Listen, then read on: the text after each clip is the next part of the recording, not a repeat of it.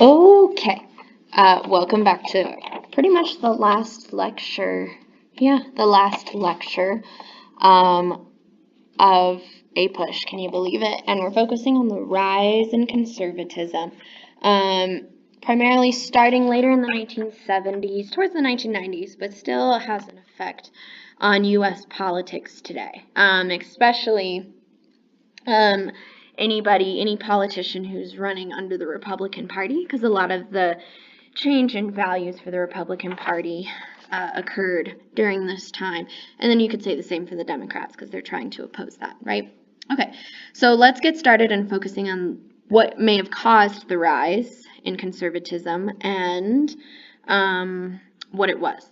Just to make clear, when I say conservative, the overall general belief, if you're conservative or Republican, is that the federal government should be smaller, right? So it should be focused more on states' rights or individual rights, as far as what the government puts its hand in should be smaller. So like libertarians is like the extreme side of conservatism, which you tend to see now is a lot more in the middle, where there's minimal government interference, especially in social and economic things. That's where conservatives tend to lie on the spectrum as far as government goes. Cool. So a couple of things that could explain this rise in conservatism. I'm going to start with some international issues within the 1970s.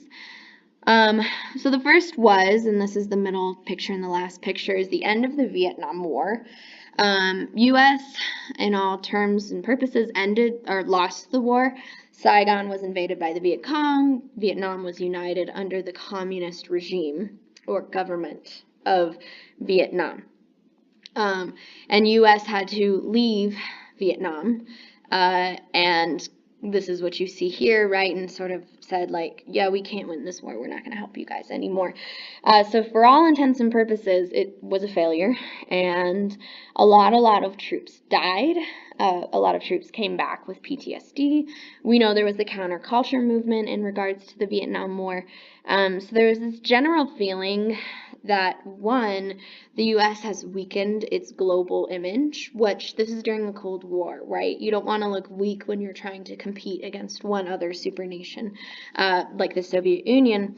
And two, the public in general was kind of weary of sending troops places anymore. Like, the U.S. shouldn't be getting involved in wars abroad, because if it's not directly impactful to the United States, that's a problem.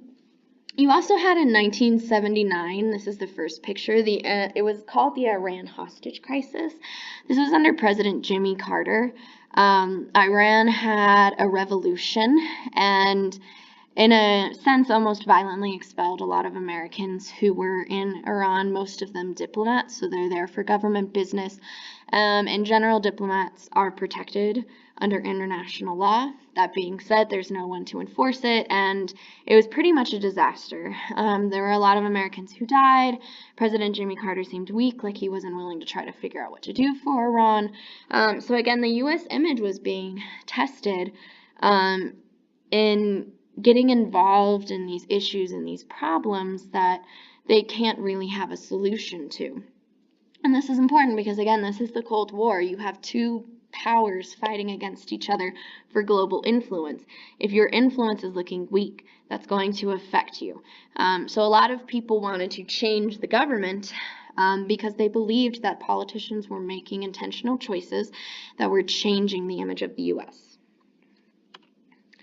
Another big problem which led to this large change in politicians and their beliefs and who was being elected is the 1970s was a really bad decade of economic issues. So what happened in the 1970s were a couple of things. One, there was a decrease in manufacturing over as a general trend in moving towards different markets and entities within the U.S. So maybe things to do more with information, right, with technology as opposed to manufacturing. And the decline in manufacturing left a lot of people unemployed.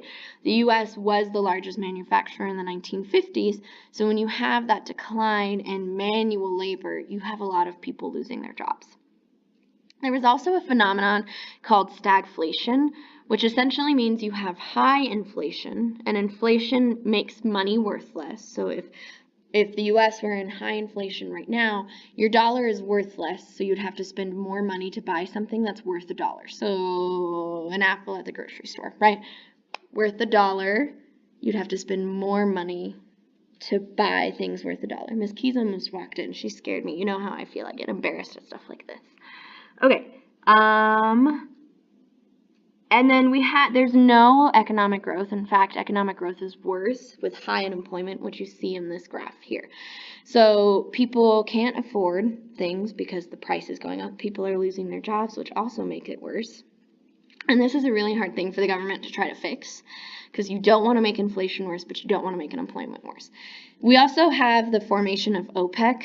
It's a cartel isn't quite the word. I would say like a monopoly, but of multiple people, of industries or nations that have a significant amount of petroleum, and that's what controls their industry. So if we're thinking like Saudi Arabia, Iran, Venezuela, places like that, all sort of came together and said, we're going to control the supply, which made the prices of gas go up, which is why you see here it was just really hard to get gas. All of it was just a big old mess, let me tell you.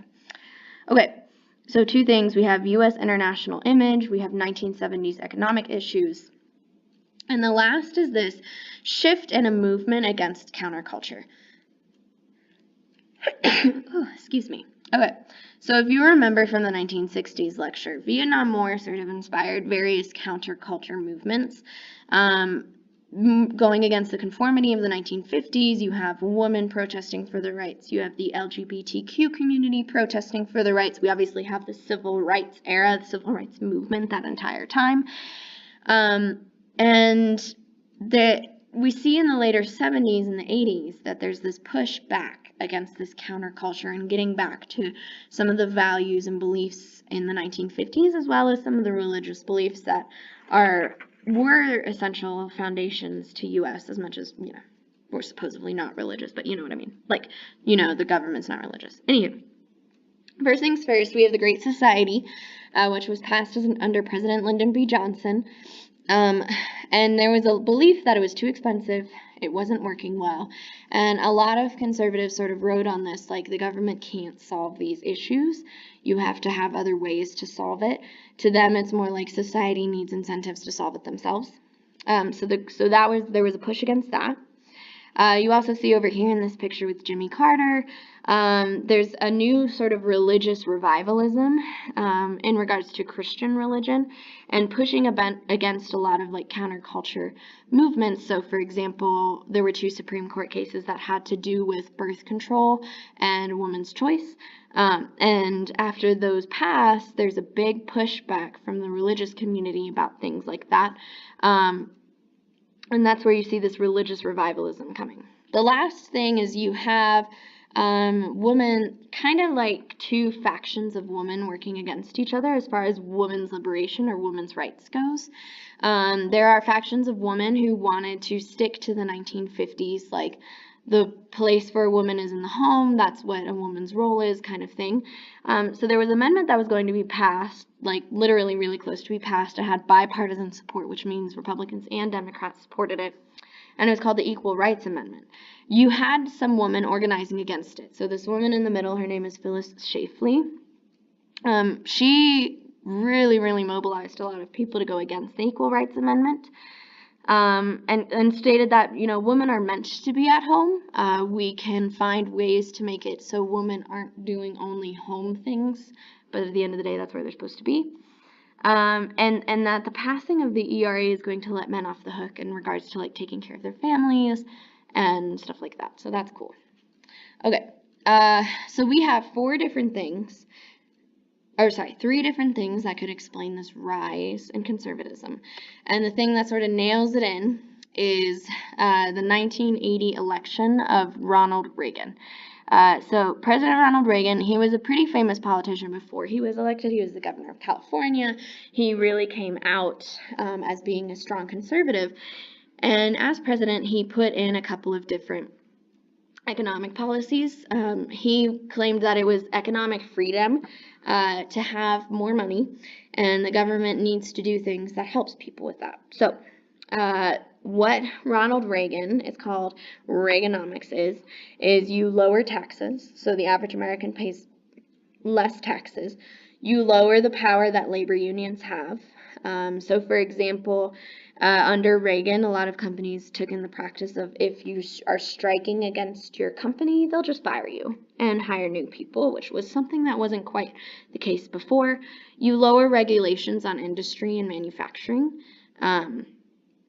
And those are three ways that the government sort of like took a step back from the economy and wanted to have the free market sort of work itself out. And it did, but a lot of critics would say it led to a rise of inequality. So those who were already well off are doing better under President Reagan's Reaganomics, and those who were in the middle or worse off became worse under Reaganomics.